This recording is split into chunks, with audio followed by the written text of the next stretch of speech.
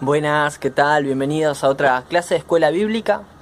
Extraño mucho poder compartir la merienda y el tiempo que compartíamos habitualmente, nuestras charlas, y también compartir la palabra un ratito con ustedes y reflexionar.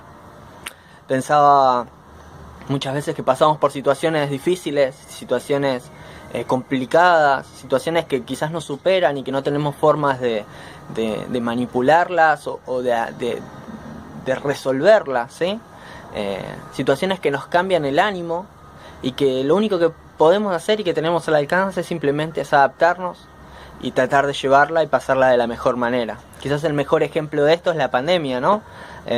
Nadie sabe cuándo empezó, nadie sabe cuándo va a terminar, pero lo único que podemos hacer es llevarla de la mejor manera. Y quizás estas situaciones no necesariamente pueden ser una pandemia, pueden ser una pelea entre mamá y papá, puede ser una pelea familiar, puede ser un problema de dinero, algo económico, puede ser algo relacional, algo social o incluso emocional, cosas que nos superan y que no podemos manejar.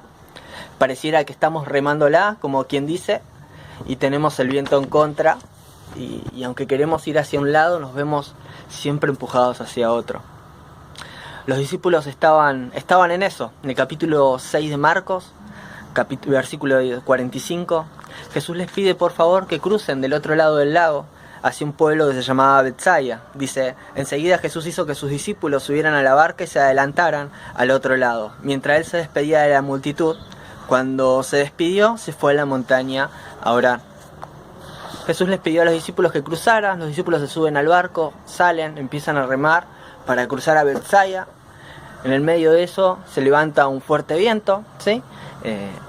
La marea estaba en contra, el viento venía en contra y ellos estaban esforzándose por llegar hacia donde Jesús les había pedido que vayan, pero la situación era adversa.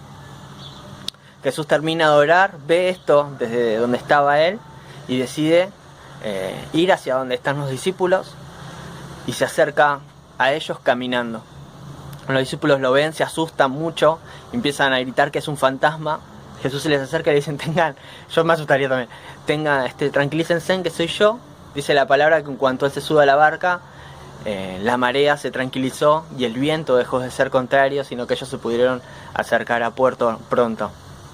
Reflexionaba dos cosas acerca de este pasaje que les compartí.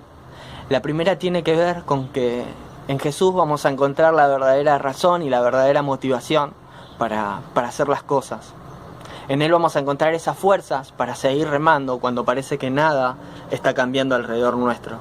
Y es que es un poco lo que hacían los discípulos. Jesús les dijo, salgan de este lago y vayan a Betsaida, adelántense en el camino, que yo los voy a alcanzar. Y por eso estaban los discípulos remándola, a pesar de que el tiempo y las circunstancias eran adversas. Porque tenían un propósito, una razón para la cual vivir. Jesús les había pedido que vayan de este punto a este punto. Y eso tenemos que buscar nosotros para nuestras vidas.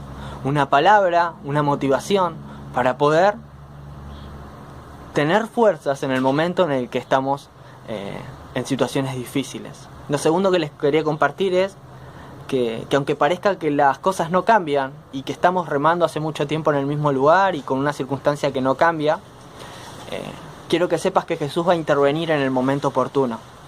Y la intervención de Jesús va a ser tal que las cosas se van a tranquilizar y se van a acomodar. Porque Jesús desde un principio está en control de todo. Yo les dije, Jesús se acercó a ellos, pero ellos estaban en el medio del lago. Jesús se acercó caminando y caminando en medio de un lago.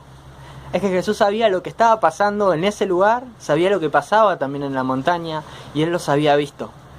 Y Él atendió y los socorrió, ayudó en el momento en el que ellos más necesitaban. Los discípulos se asustaron porque no lo entendieron, pero Jesús estuvo ahí para tranquilizar las circunstancias y acomodar cada cosa en su lugar. El final de la historia es conocido, ellos llegan a buen puerto. ¿Qué quiero que reflexionemos en esto? Que aunque estemos pasando quizás por una situación adversa hoy, sea una pandemia, sea un problema en casa, sea un problema familiar, sea un problema de nuestro corazón, no dejemos de remar y de buscar al Señor, porque en Él vamos a encontrar la fuerza cuando ya no la tengamos. Y Él va a intervenir cuando nosotros ya no sepamos más qué hacer.